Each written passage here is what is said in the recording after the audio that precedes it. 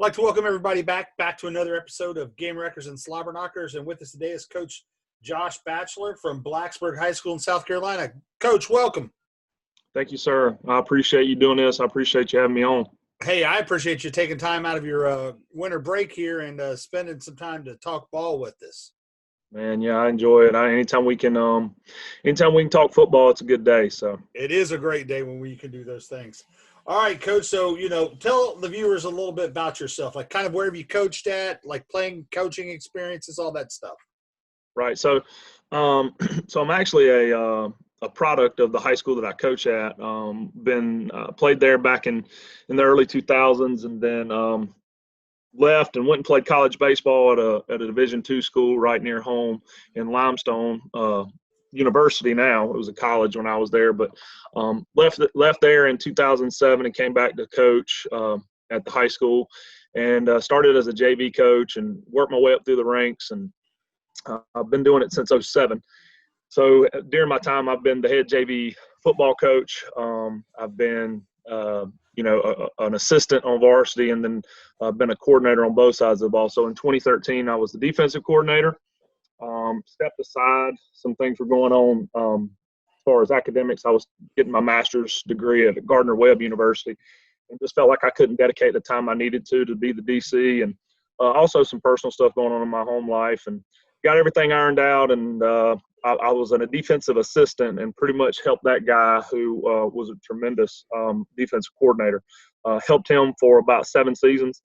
And then I took over as the offensive coordinator in 2018, did that for 2 seasons. Our head coach stepped aside, and then a new guy came in, and he brought his offense with him. And so I went back to the defensive side, and this was my first year back on that side, back on the dark side, I guess you'd say. And things have been good, man. We had a tough start, as everybody did, with COVID, and how everybody had to handle it, and how we weren't playing, we are playing, we weren't playing, we are playing. And then finally, they came out and said, all right, we'll full go. So we jumped in with both feet, putting in a new offense and similar defense. And so, but no, man, it's been good. I'm also a head baseball coach. I've been doing that since 2013 as well. And so been extremely successful on that front. But yeah, I'm a strength coach now too, and I work in our weight room. I'm actually the assistant now.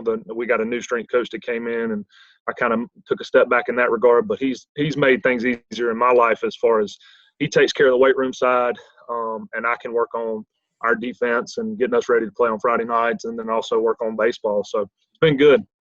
That sounds awesome.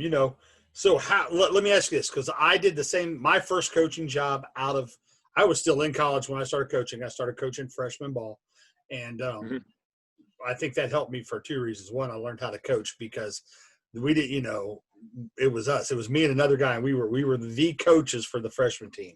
So, but it was also at my high school that I graduated from.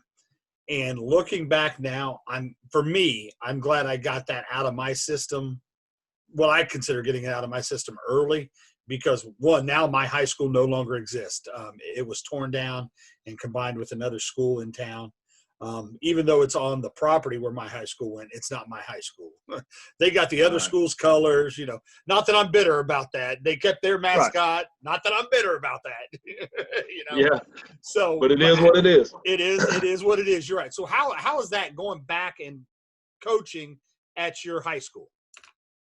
So initially it wasn't as difficult. And I guess it's been good that it worked out the way it did, because at the beginning I was coaching kids who I wasn't really familiar with their families. They were younger than me when I was in school, like middle school age. And so when I first came back, they may remember me, but I didn't know them, kind of thing. Right. And so I was kind of able to start with a fresh, a clean slate. And then the longer you do it, the more sticky situations become with playing time and that kind of thing, because, now I went to school with these kids' parents. And so, they feel like, some people can feel like that relationships that were developed in 2000 are now playing a part of who's on the field in 2020. And couldn't be farther from the truth, because our thing is play, can't play. For me, being from here, I understand how the inner workings of things are, and people say it's small town politics or whatever, but the reality is if you can play, you're going to find your way on the field for us. I've played kids whose parents were rich, and I've played kids whose parents were poor or non-existent, you know. So for us, it's just play, can't play. And so that's been you know, you kind of make people mad or whatever because we were good friends in high school and now your son's not playing. And that can be a sticky situation. But for me, it's just about play, can't play. So we put the best product we can on the field. And if your child's part of that, then that's great. And if he's not, you know, I mean, we're happy he's out here, and football teaches you a whole lot more about life than it ever will about the game. So we just try to teach to that. And you know, I kind of understand that now. But when I first started coaching, I was only removed from high school for 2 years. So these guys that I started coaching that were on the varsity, Right. they were freshmen my senior year. Yes, And that's tough. it was a little weird, but Yeah. luckily I was coaching the freshmen, so I didn't have to deal with it a whole lot. But now that Right. I've been at the same school for 18 years, I'm kind of running into that part that you talked about where Mm-hmm. I know I know everybody in town, it seems like. And I always tell them my answer when they ask them, like, hey, we don't keep the good ones at home. It's not like Right. we're not playing the good ones. You know, we're Right. playing everybody who can play. Trust me. That's a fact. Right. We're still trying to win a game. I know it's, you know, people like it's, well, you know, it's not the NFL. You're right, but we're still trying to win games because when we don't win games, y'all get mad at us. Well, the high school level, you know, it's like our junior varsity level. We try to get exposure, and so there are kids who will develop later, and there are kids who have already peaked, and trying to find that niche of who can and who can't, and then also, you know, the work of the weight room separates a lot of dudes from who really wants to play to who just want to be out there, and you know, so by the time we get to varsity, the whole filling it out process is generally done. We know who's going to be there. We know who's going to work. We know who's going to do what they're asked to do. And, you know, then we can just basically put it on their work ethics. Like, you know, you weren't here in August. In June, you weren't here in July. And for us, you weren't here. You didn't take fourth block, you know, weights in January and February when we were freezing and we're out here getting these sprints in. You weren't here. And so, you know, they want to show up in August and just start, and that's not how it works. We take commitments, you know. So, and what you'll find out is that kid may be a little ahead, you know, just physically, but sooner or later, those kids who've put the work in, they pass them, and it's not even rises, baby. They just pass them, and it's, you know, and then always the best one is when you get those people like, well, he was really good in middle school. I said, yeah, but how much has he worked since middle school? Like, and some kids just peak then. It's like, you know, yeah, he was really good in middle school because he was bigger than everybody, but now everybody's caught up and he's trying to rest on what he did in the 8th grade. Like, that didn't do you any good. And I tell our kids all the time, if you come back as a junior, the same kid you were as a sophomore, you're probably going to sit. Right. You know, so it sucks, but it is what it is. And you know, I'm glad that it's not just this way in Ohio. I'm glad it's that way. I don't want it to be that way in South Carolina, but sometimes I think you think your problems are the only place that you have those problems. So to hear that, right? You know, you're kind of small town America, man. It happens everywhere for sure. Hey, I've seen it happen in the big cities too, because it's like, yeah, you know, I promise the guy's like, well, you're not playing my kid because you don't like him. That's not true. Like, nah. I played kids I don't like before. Right? Like, trying to win. Yeah, no, yeah. I played kids who I couldn't stand their attitude, you know, and I'm constantly on their attitude part. Or I've played kids who are just not really good kids, you know. It's like at their core, they're not good kids, but they can play, and they do what's required by the rules that we set forth. So I'm not going to set a kid because the way I personally feel about him. If I feel like he can help us win a ball game, he's going to go play. Right. Like, and, you know, you try to work on those things with those kids. Like, hey, you know, you got to have a better attitude. This will help you out in life, all that other things. But I think Herm Edwards said it, you know, we play to win the game. You play. Hello. Yeah. So, right.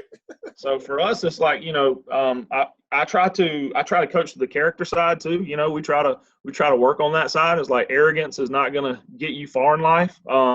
You have kids who are good and they know it, and you like try to fix that and work on that. But ultimately, I don't care how arrogant he is. If he can play, I mean, I'm not. You know, I like swagger, and there's that thin line. And some kids flirt with it, and some kids are over it. But if he can play, he's gonna play. So absolutely. All right, Coach. Hey, I know South Carolina did have a season with COVID. We Yes. here in Ohio had one. It was a little abbreviated. We had to make some huge changes. Um, Hmm. did it do anything really to affect you guys, for a season? Yeah. So the biggest thing that hurt us was spring ball. With the changing of the guard, if we had been with the coaching staff changes that were made, if we had gotten to implement a system back in May when we did spring, and then been able to go through our summer 7-on-7s and meet every day like we could have been able to, and have whole group sessions and that kind of thing. Things would have been a lot smoother. As it were, spring ball was canceled.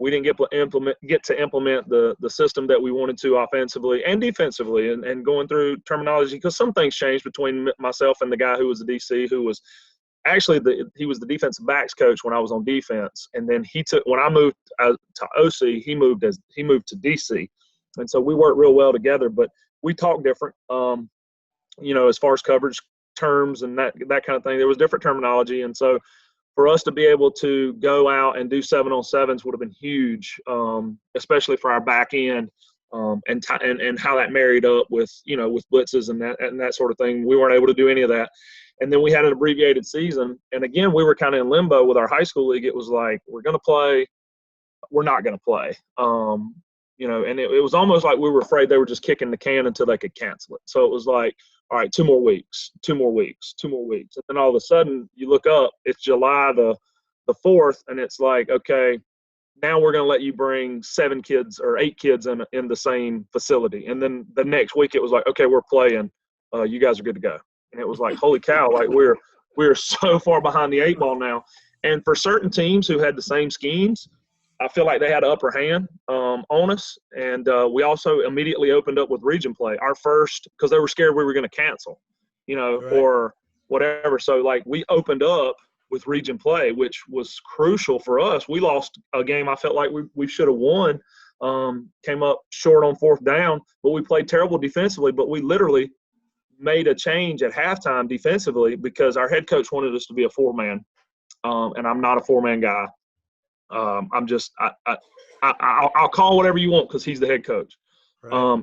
and I know enough about it to be able to be confident. But they come out and empty, and they're slinging it everywhere, and I literally put in the stack at halftime, and we never look back. So that doesn't happen if we play 2 games prior, Right. So we start out with a region rival, game 1, and we only had 1 film of them scrimmaging a team. In that film, they're 20 personnel, they're power run game, they're downhill, smack you in the mouth, and I'm thinking, okay, well, 4-man front's going to be fine to this. We're going to have to gear up to stop the run. They come out first series, they get the football, they're in empty, they're throwing it all over the place. We can't stop a nosebleed. And I'm like, Coach, I'm going to have to put in the stack at halftime because we don't have the dudes to stop this. And luckily, they were going back and forth offensively. So they would go down and score, and then we would go down and score. And so at halftime, it's like 21-21. But, man, I was like, and so we put it in at halftime, and we give up 7 points in the second half, but it was too late. I mean, the damage had been done. So, Right. Well, it's amazing. We don't have spring ball in Ohio.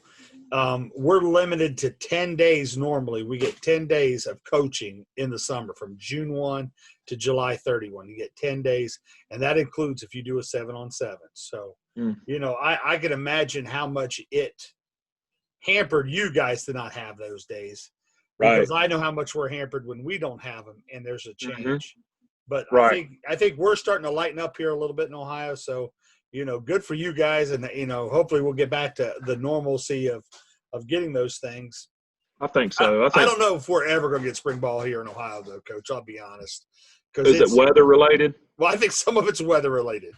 Right. But the other one is our spring, and because of the weather, our spring sports don't start until like the last Friday of March is like it was like baseball starts, track starts, lacrosse. Oh. I'm the head lacrosse coach, so we don't start until that time. Right. So and then I've tried to get them to like, hey, let's use the district track meet as after that day, which is usually the second or third Friday in May. Right.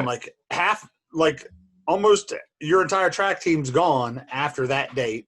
Baseball's almost done. I said, tell us we got from that date until May 31st to get, I don't know, 7 days in. I'd take 5. Right. But, especially when you're trying to install schemes. So that's, I can see how it affects you. Now, Coach, you said you're a stack guy. So let's talk stack and how you defend different offenses. So if I see a stack and I'm an offensive coordinator, the first thing I'm going to say is you don't have enough guys in the box, so I'm going to load up and I'm going to power run at it. So how do you defend like the power run game?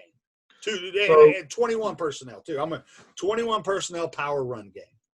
Yeah. So your offense, your offensive front will dictate what we do to that. So we put rules in place, and essentially we're moving overhang guys. Now sometimes that can be a personnel change.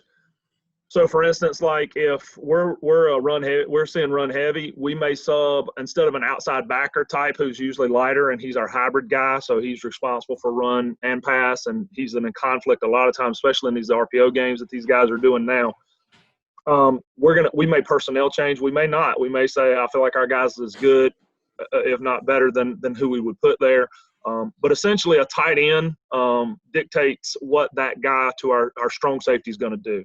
So we play 2x2 on the outside pad of a tight end with that strong safety. And if you're 21 personnel, then we're probably going to play a lot more cover 3 to that, just because we're going to need that run support in the box. So what we'll do is we may show a too high look, and you'll think, oh, okay, well, we've got something here in this void, but we're going to spin that rover down late.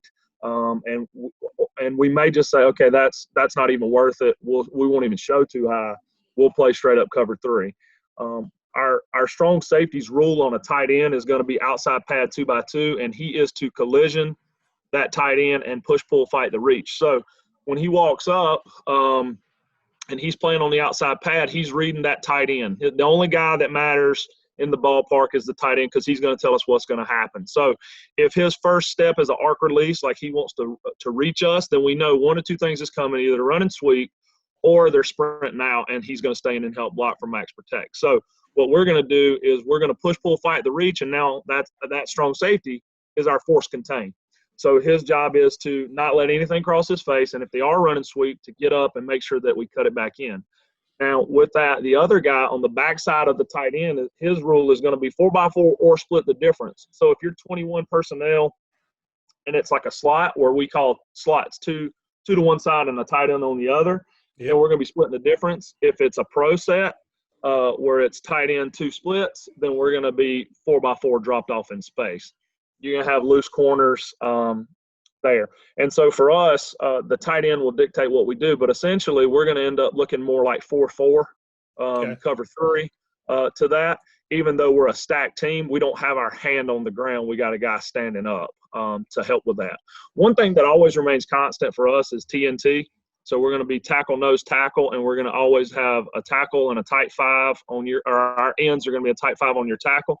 Our nose is going to be head up, and our end is going to be a tight 5. We're going to keep the stack, those 6 guys in the box. And so I got a board here, and I don't know, I can draw it. I don't know if you can see as good. Yeah.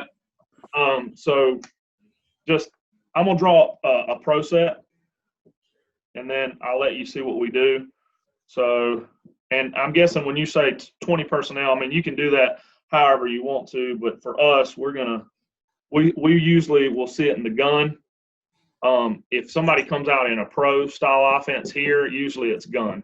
So, we'll walk that guy up, TNT, Mike, Sam, Will, obviously free. He'll be cheated corner. The rover's over there in the corner. So what we would do, you see that okay? Yep, see it great, Coach. Okay, so basically we're gonna take this guy, I'm on the wrong side, take this guy and walk him up, and he's 2x2. Again, you can see where we keep the stack, okay? And then, for us, we may call blitzes to your fullback versus your strength. We may call blitzes away from your fullback. So, like, if you see a lot of teams who like to run counter, we have the ability to blitz to and away from backs. That's what we call it, to and away. And so we will call, like, let's say we're running, one of our good ones is smoke. So we go smoke away, and we're sending pressure away from your fullback. And then that way, if they want to counter us, and a lot of times you'll see that they counter back away from the strength because they feel like they got you to that nub side, then we're sending pressure there, and we're run blitzing to stop that.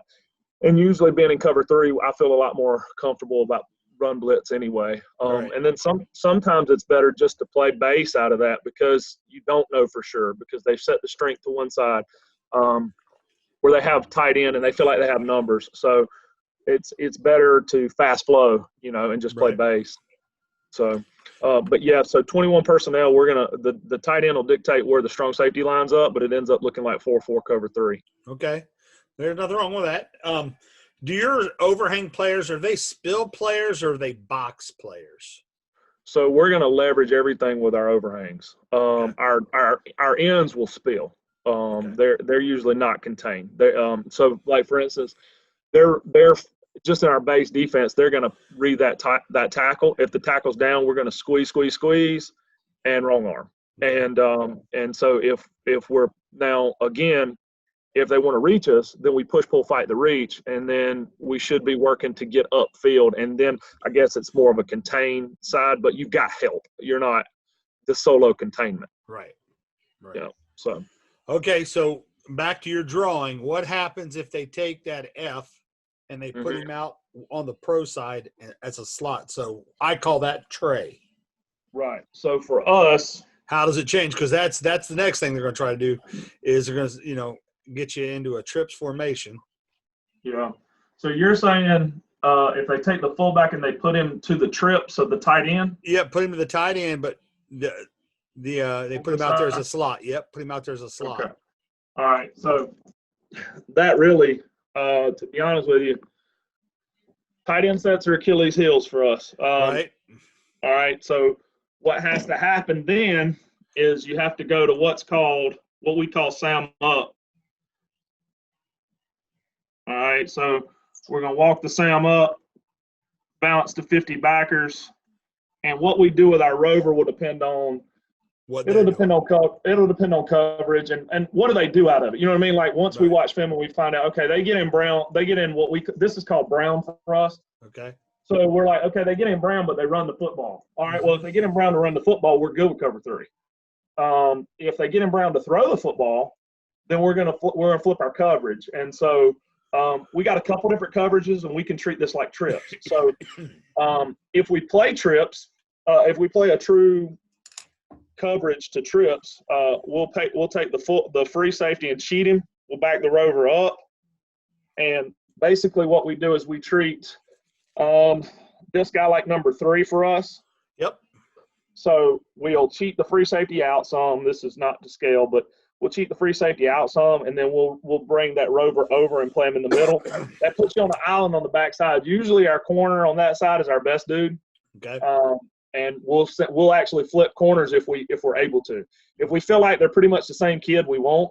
But like we had a kid who signed to play at Indiana a couple years ago, and he was going to go be our dog. He is the guy to the single, and he is the guy that's going to be responsible for stopping that. Gotcha. So anyway, with that, what we play is what's called cover 5 to trips, and so just to break it down real quick, there's 3, there's 2, there's 1.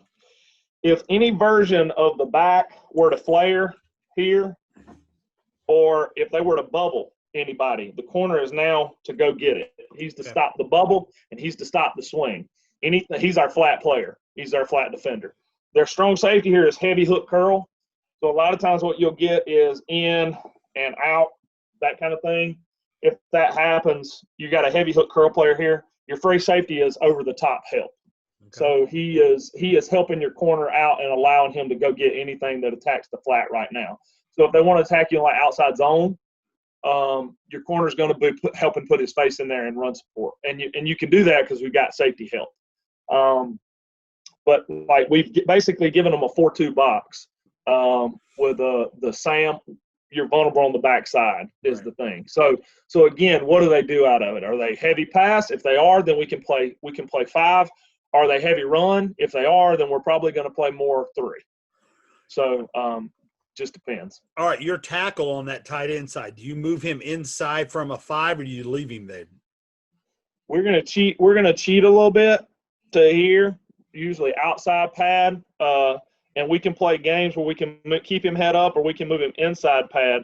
But for us, we blitz a lot. So where we are is not where we're going to be. Okay. So like we may show you him there, but like for instance, we may go we may slant the front here. And so just because he started on your outside pad, he's still fighting to get across face. And, so you got your B gap player here, your A gap player here, and your strong safety. Your safety is Sam is here, or he could be here, So, like, we have 2 different calls. If we want to slant the front, the guys who are traditionally up front, we would just call that slant. If we want to send everybody where everybody's in the slant, so the Sam knows now he's going to, it's storm. So, we can slant strong, slant weak, or we can storm strong, storm weak. Just depends, on the situation. Well, and I know that tight end sets usually do cause the stack some problems. They're the biggest issue. And the reason you're in the stack usually is because you're undersized. Right. So, like, for us, obviously, we're going to have a lot of tweener bodies. And what I mean is, like, you're going to have they're not linemen, they're not corners, they're all linebacker lookalikes. And so your Sam is probably an outside backer who doesn't run as well, and your Will could also play rover because he probably runs a little bit better because we're asking him, especially in trips, we're asking him to cover a little bit more on one side. So, it just depends on, but we normally get the same body type here. Right. And so we're going to have a handful of linemen that we can rotate through because we only need 3. So if we can find, usually, we would love to have 5, but if we can get a pair and a spare, so we can get 3 legit dudes and 1 guy that rotates at each one, then that's what we'll roll with. But usually those tight end sets give us the most problems. Ironically, if people don't run tight end sets, they won't put them in to play us. Right. I don't know. Like for me, when I was calling offensive plays, it was like, okay, they're in the stack. Let's see what they do to a tight end. Who are they going to put up there? What size is that kid? Because you can power us to death if that guy's getting whipped. Because when that tight end blocks down, if we don't replace our feet and get our eyes inside and look to spill it, we're in trouble. So. Okay, so then the other reason people go to the stack, I think, is because they see a lot of spread offense, and they're trying to match speed and space. So how do you deal with empty? Okay, so we have 2 checks. Well, anytime we see an empty team where they're going to come out and they're going to play a lot of empty, we usually put in checks. So we put in like normally 3 checks. We can play coverage. So we'll rush the 3 and drop the 8 and try to snow everything. That was a lot more successful a couple years ago when we had 2 dogs at defensive end. More recently, we're better off sending pressure and letting them get it out quick. But the good thing about the stack is you can get people call it exotic, but you can dial it up and you can send heat. And so we've got 1 check is usually going to be coverage. The other check is going to be some pressure, but still sound in the back end. The other one is blitz the piss out of it and play man. Right. We'll just see what happens. So when we get empty, a lot of times we're going to – for me, it depends on down and distance. But, like, I know that if they're in empty, they're going to throw it. If I feel comfortable about where we are and the matchups that we got, then I don't mind blitzing. And we blitz so much that if we don't want to check it, like if I just want to start calling the defense, then we can call it. So, if we want to go smoke strong, bullets weak, cover 0, fine. We can do that. And we're sending 6-man pressure, and somebody should be coming free, and maybe more than somebody. So it's all about making a play at that point. Yeah, that I actually just wrote that question down. Is on your empty checks, do you call it from the sideline? Do the Yes. kids call it from the field? No. So like, let's say we're playing a team and they just run empty. Right. You know, like they're empty's not what they do, but they run it. They have it in their arsenal. So when we see it, I may say, all right, guys, this week, because they don't run it as much, if they come out in this, we're going to check empty one. All right, empty one is smoke strong, cover two, whatever. Okay, and they just automatically know. And the way we script practice that week, we'll just come out and I'll have empty scattered in there. So when the scout comes out in empty, they know we're checking empty one, empty one, empty one. Everybody's getting lined up. They're finding out where, they're going where they're supposed to be, and we're running empty one, which is smoke strong, cover two. So everybody automatically knows. If we play a team that they run a good bit of it, we'll put 3 of them in, and I'll be yelling one or the other. So based on down and distance, if it's 2nd and 12, we're going to send some pressure and play better coverage. If it's 3rd down, we may man up and say, all right, we'll figure out who's going to do it. So if it's second and 12, empty two, empty two, empty two, they're yelling empty two. Everybody knows what empty two is. That's shotgun strong, cover two. If we're yelling empty three, empty three, empty three, everybody knows, pin your ears back. We're sending more than they can block. We got to go make a play. So does the empty teams that either line up in quads or motion from 3x2 to 4x1, how does that affect your game planning? So we don't treat quad any different than we would trips. Okay. Generally in quads, somebody's a waste. They're getting in quads because they can't sprint to the corner usually. I mean, sprint to the trips, and they're trying to help themselves on the point of attack, or they're wasting a guy. So somebody's just running across the field. You know what I mean? So what we do is we'll play our traditional trips coverage, and we'll now, instead of reading 3-2-1, we'll read 4-3-2-1. So and then we'll bump a backer. So we'll give them a 5-man box if they go quad. We'll bump a backer to help cover up anything that's like quick game. So if they want to run a little stick route and they just want to throw that little stick or hitch right there at 4 yards with the uncovered guy, now they can't. So we just put a guy out there. But usually when we see empty, we see 3x2. That's generally what we do. And we also have a check where if you set your back weak to trips and like you send him out, then we'll check 6. And that's just a combo coverage versus us playing cover 5 to trips. If you set that back weak or you go empty, we check 6.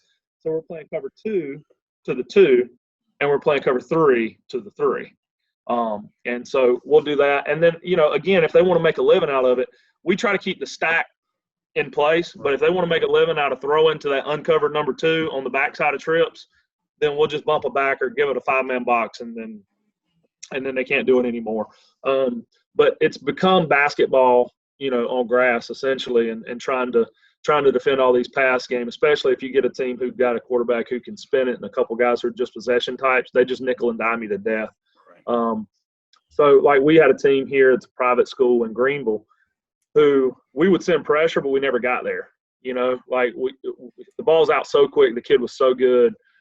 It did us no good to send pressure. So we would try to twist, and we would try to loop up front and just confuse the front with our linemen. But we were playing coverage for the most part, and just trying to stop their quick game. Because, if you stop the 1st and 5 pitch route and you knock it down, now it's 2nd and 10. You stop the 1st and 10, then you knock it down, it's 2nd and 10. And generally they're going to try to mix in a run on you. So if you can win on 2nd down, now you're 3rd and long. So now that you know that you can send pressure because they can't get 4 yards, and it hurt you, because if you do, you give them 4 yards, you tackle them, you get up and do it again. Right. No, I think, and the integrity of the box is a huge thing. I don't care what defense it is. Like I said, I'm an even guy, and we eventually made the way over to the 4-2. And yeah. We cannot break the box. I said, right. Because as soon as we break the box and we give them 5, they've got us outnumbered by 1.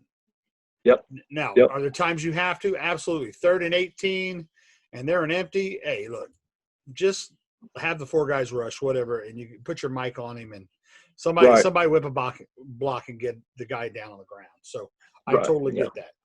Yep. Now, 2 other offenses that we see a lot here. I'm not sure if you do there. I know you see the one because I think Burns High School is a wing T team, correct? You know, Burns, North Carolina. I thought they're South Carolina. I don't know. So there's 2. So there's a Burns, North Carolina. There's a Burns, South Carolina. Burns, South Carolina is spread. Okay. So Burns, North Carolina, maybe, but Burns, South Carolina, up in Duncan, it's not far at all from here. Probably about 35 minutes or so. They're in Spartanburg County. They are spread, and now they went out and played De La Salle 3-4 years ago, and saw that and their version of the wing. But our offense, my new head coach, he's a wing guy. So we see wing in our conference. So we had a local high school here play Burns, and I'm on my Centerville High School. I think, as a matter of fact, I even think Burns came up here for that game. It was one of those ESPN games, but they love to travel. Yeah. All right. So how do you deal with the wing T team? Okay. So I don't know. I'm gonna pull it up and see. Yep, that's it right there. Okay. So anytime we get what we call spread, which is Georgia Tech style. Yeah. So you got 2 wings and 2 splits. We're gonna go and essentially be a 5-2 cover 2 look. Mm-hmm. We don't have to play 2. We can play man there. And of course, anytime they condense the set, we just condense our guys. But essentially, this team right here would be they're a heavy option team. So they're Georgia Tech, Navy, Air Force type, Army type offense. And so they're going to want to option the piss out of you, and they're going to send motion one way or the other on almost every play. So what we would do to this is essentially they're counting dudes right now. Okay. Sure are, because we've been in an option offense, so I know how this thing works now. Yeah. So they're looking at, here's 1 right here. Uh-huh. All right, here's 2 right here, and then the next guy's the 3. So who's the next guy? Could be this guy. Yep. Could be that guy. But the thing about playing this wing stuff is they generally have time to determine who that guy is, because you're going to stand flat-footed right here and wait. What we did was we immediately took whoever the 2 were, and all night long, if you got motion to you, so you know this guy's coming, all right, and we call that tailback motion. So he's back here now. As soon as the ball is snapped, our tackle is now, his aiming point is the nose of the football. So as soon as the ball snapped, he's taking the very first thing that he sees, because they know they're going to rip underneath and double and get off to this guy, right? Right. So as soon as we see this, we are nose of the football. And our aiming point being the nose of the football, we generally run into the fullback. So eyes up, nose of the football. Immediately, we know this is our quarterback player here. He's our quarterback defender, all right? As soon as the ball snapped, we're going right now to him. So these 2 guys – immediately, they get motion to. Our Mike and our Will are taking 2 steps to the left. 1, 2. So it ends up being the Will is out over the wing. The Mike is in A gap, essentially, on the opposite side. Okay? So as soon as we get this motion here, that's what happens. And we're attacking the quarterback here. So now 1 and 2, you're making those reads immediately. Like, that quarterback has got to decide right now, either I'm giving the dive or I'm pulling the football. And then not only am I doing that, I'm also going to run it or pitch it. So we wanted to give him a pull, pitch, read. Right. You with me? Yep. So, and we want it to happen as soon as possible. Now, what we did in the back end there is our corner here is now becoming, because this becomes trips. 1, 2, that guy motions, that's our 3rd receiver. Now he is our pitch player, and he is going immediately to the pitch. So we're putting 1, 2, 3, bang, bang, bang. We want them to make the decision as quick as possible. What we did then is when that guy motioned, this guy rolls back. He is now playing over the top of 1. This guy's back through the middle here, and he's playing the first thing in to him. So if they want to run like a post wheel concept, fine. There's your wheel player. There's your post player. And then anytime you got motion away, that corner knew I got him man. So that's the way we played that. The Achilles heel in those formations is when they come to this right here. Now we're undersized. They had a dog playing defensive end. Tight end. He was our region player of the year. And once they found out, because they went backwards in these two sets, they couldn't do anything with their traditional option. Once they found out, we can get in this and run G lead, then things went bad real quick. I will say that they were stubborn, and they kept wanting to do this right here, and so they would get a first down when they needed it here, and they'd jump back in this and try to do what they did, and they couldn't. And so we got off the field and got a few stops until they realized late in the fourth we're just going to pack salt, and they just pounded us and pulled away. But yeah, so that's how we defend that. And then you can see some of these other formations. Hey, and that next one right there is one that I know we made a killing on, is going unbalanced and stick. So you got a 3-man surface with the wing, and you get the corner out of there. Right. So you will put your rover and your strong safety on the same side. Yeah, we'll have to do that just to balance the numbers. And it's not what we want to do, but when they go nasty over and they bring those guys over, and generally we tell those guys in the spring of every year, if you're ever on the same side, somebody's wrong. But when you're game planning against it, that's what it is. That's what we got to do. So. Right. No, I get it. And you covered it. The option and the wing tee stuff. I think, I had somebody say, look, the difference between option guys and wing tee guys is they don't want to admit that they're really running the same stuff. Right. Yeah. It's the same stuff, but they want to act like it's different.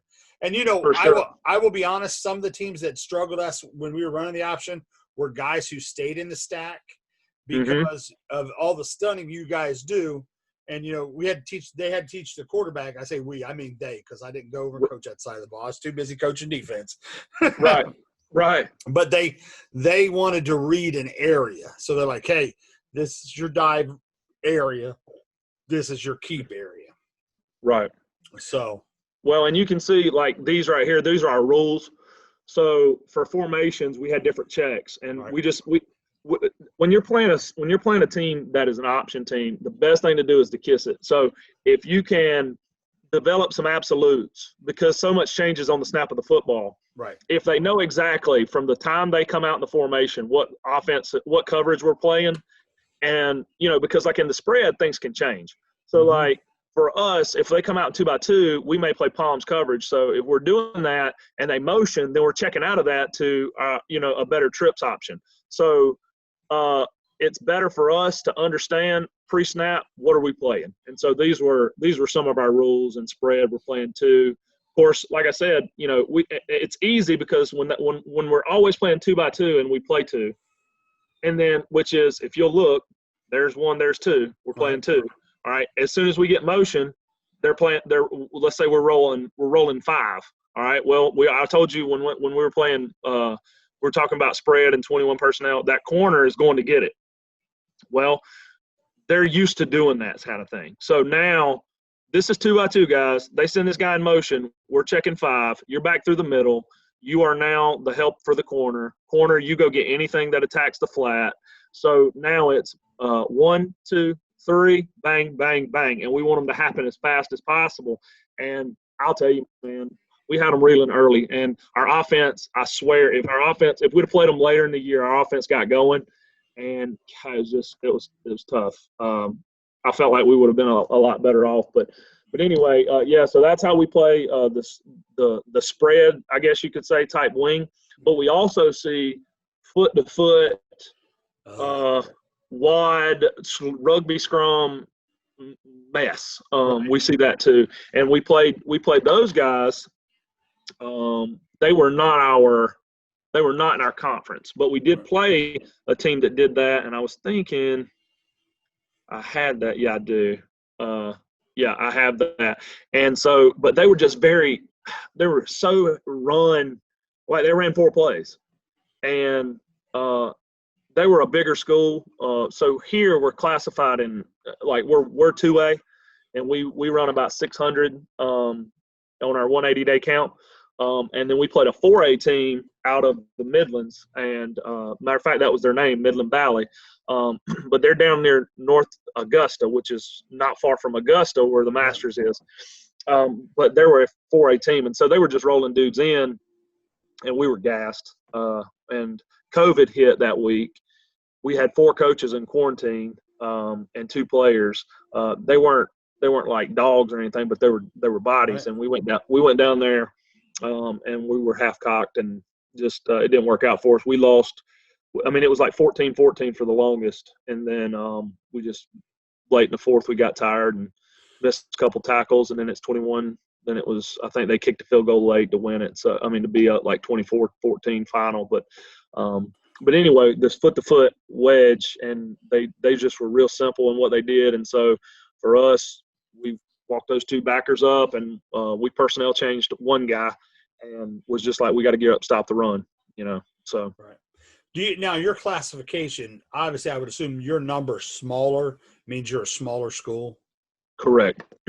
How many classifications do you guys have? So we have 5 classes. Okay. We have 1A through 5A, and your 5A teams are your Burns, Gaffney, Dutch Fork, who's won like, I think they've won 6 in a row now in 5A, but they're in Columbia, okay. Which is the capital. And so, but there's some really, really good talent on the 2A level as well. So, okay. Now, so how do they determine your classification? It has to do with your I think it's either 135. I think it's your 135-day enrollment. I think I said 180 a minute ago, but it's your 135-day enrollment. So based on how many kids attend your school, and we have to do, like, when school starts back, our teachers have to keep up with, all right, how many people are on the roll versus how many people are showing up. Right. They have to do that the first 10 days, and then there's like a midterm, and then the 135-day, how many people are still here. Okay. And so that's reported to the high school league, and then they just draw lines at like, like let's say one school has 600 and the next school has 675. Well, there's where you draw the line. Everything below that's 2A till you get to like 300, and then, and then they just draw the lines there. We're similar. We have 7 divisions. We're in divisions here, so it's 7 divisions. Division 1 is the top end, and mm-hmm. Division 7's the smallest. Division 1 for us goes from about 600, almost 700 boys up to as many. And ours is done for the boys' sports. It's done on your boys' enrollment. Like, okay, they pick a week in October. I don't even know. So it's like a week in October, and it's count week, and how many ever boys you have that week or girls mm-hmm. determines where you go. Right. So where I'm at in Xenia, we're Division 2, which goes, I think the number is like 680. We're mm-hmm. from 680 to, I don't know, down near 400 somewhere, number of boys you have. But what happens is, like, for the longest, Division 1 went from like 400 boys to 1,200 boys. And I'm like, there's 3 schools difference. Holy wow. Yeah. And I can find, I don't know, I may be able to find, if you give me 1,000 more boys, I probably could find a few more football players in that 1,000. At least. Yeah, at least a few. So our Division 1 now is the top 72 enrollment. So how many ever it is, the top 72, that's Division 1. And then they divide whatever's left by 6. So if there's 700 schools that play boys, that play football, how many ever that is, like how many schools are left, they divide it by 6, and it ends up. So we're a solid D2, but it's crazy like that with enrollment here, and we see it all. I mean, we see the foot-to-foot, double wing, spinner series, and we see teams running 5 wide every play, and it's mm-hmm. they got a really good quarterback. It helps them when they got a really good quarterback that can not only throw the ball but is a threat to run it. So yeah, that's huge too, and that plays a part into like so much of what we do. Are we going to blitz to the back? Are we going to blitz away from the back? Do we want the quarterback to give it? Like if that's the case, then we will live with him handing it off and blitzing to the So obviously, when you got 2 guys, you got one backer reading quarterback, the other one's reading the running back, and when they mesh up, now the reads switch. You know, so if the quarterback is a threat to run, we'll just send pressure away. So whatever it is, we'll just blitz away, and then we know if his hands come free with the football, we're just going to play base on that backside and look for somebody to make a play. But we'd rather the running back have it than the quarterback. You know, right? So right. All right. Hey, who do your linebackers key? The three stack linebackers. Who do they key? Yeah, so your backs on either side, your Mike and your Sam, your Will and your Sam are reading the near back. Now, and the keys can change depending on who we face and what they like to do. If they're, we don't see a ton of 20 personnel, but if we do, and that fullback's going to take us to the football, then that's what we're going to do. We're going to key him. The Mike is generally going to key the near back, so whoever that ends up being. So if it's running back, the Mike's not going to be able to fast flow anything because he's in the dead center. So he's going to have to be like, if the back crosses face, he's going to take a step that way. And then if the quarterback's hands come with the football, then he's going to have to plant, redirect, and then he's responsible for that. So much of what we do hinges on blitzes. We generally don't play a lot of base. And I know people say, well, if you can't beat them in base, you can't beat them. In a four-man front, I'm on board with that because you're sound in the gap scheme game. So you got every gap, somebody's responsible for it. For us, the gaps change, and gaps responsibility will change based off what we call. So if we're calling a blitz where we're taking our tackle, and I can show you real quick. Okay, you got me now? Yep. Okay, so we make a lot of money off this one. These are some of our stack pressures, and I won't go through all of them. Right. But when you talk about reading, we're only going to read in base. Otherwise, we're not reading at all. We're responsible for a gap. We're sending pressure through that gap. We're trying to blow stuff up. So we want to play as fast as possible. We want to cause as much problems as possible by showing you where we are and then being somewhere else when the ball snaps. Hey, Coach, your smoke week looks a lot like my bench Falcon. Yeah.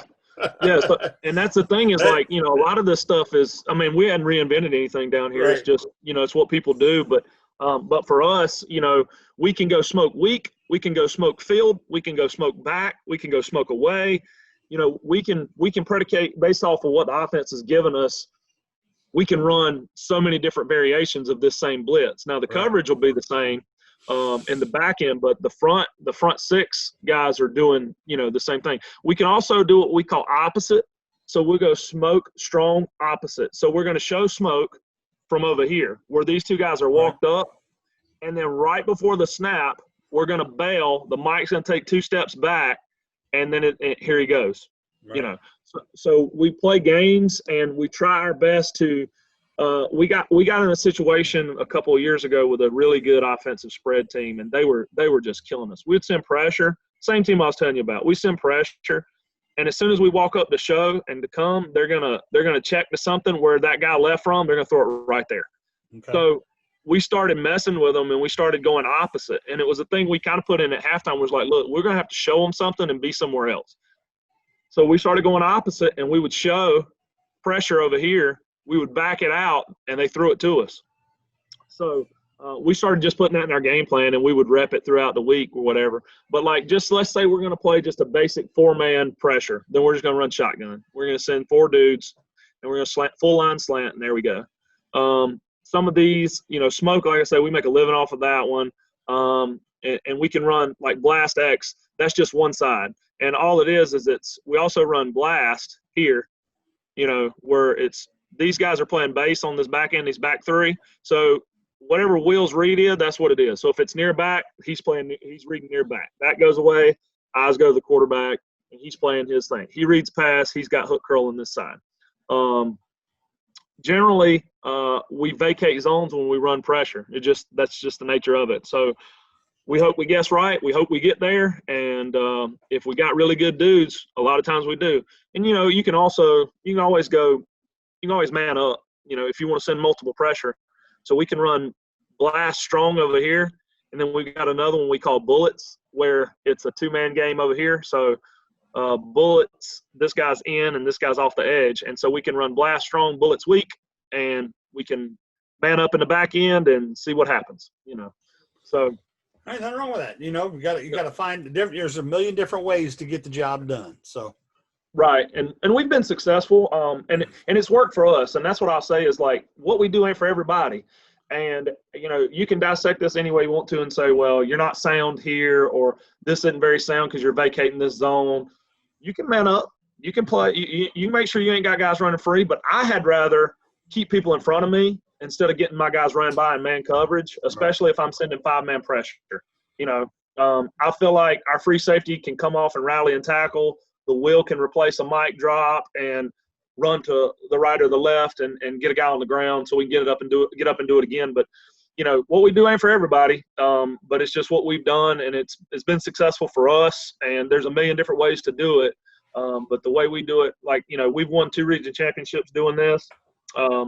And we've lost some ball games doing it too. So, well, hey, Coach, it seems to be working more than it's not. So, yeah. Hey, I appreciate you coming on here today.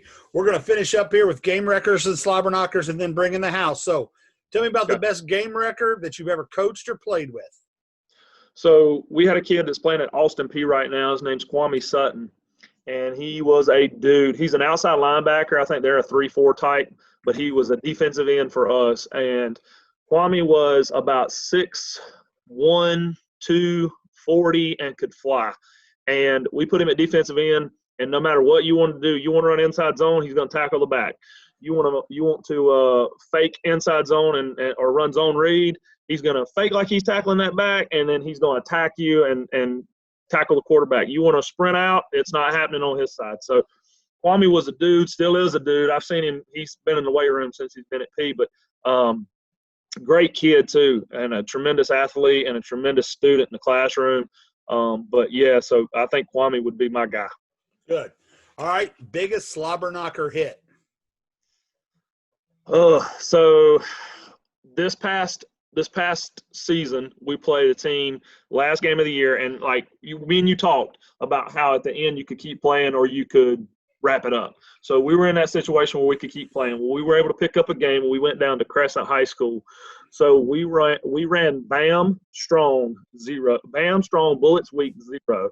So we're sending 6 dudes, and my outside backer and my mic come scot-free on the quarterback, and they complete the pass, but he gets hit. He rolls backwards.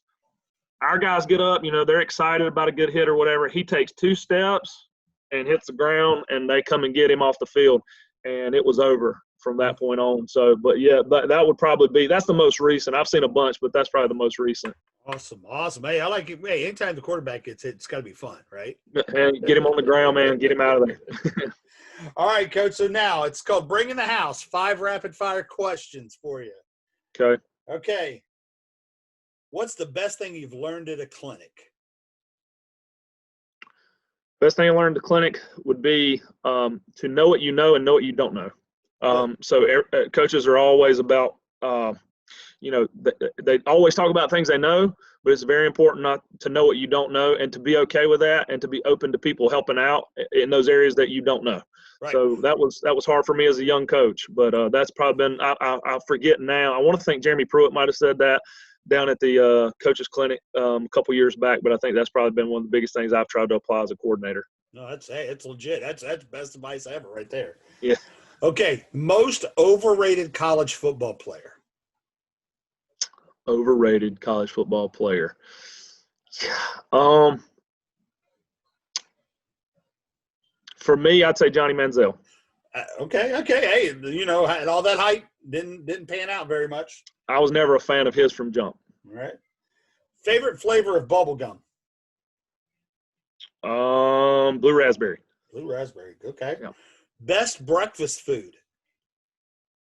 I'm gonna go with bacon and eggs. Okay. Hey, yeah. Hey, bacon can't be anything. Bacon's got to be better. Anything bacon. All right, Coach. Last one. When it comes to tacos, crunchy or soft? I'm gonna go soft shell guy. Man. Yeah. We had this argument the other day, a group of us. I'm like, come on, man, crunchy. It's always got to be crunchy. No, man, them things, they break. They get in the inside of your gum. I can't deal.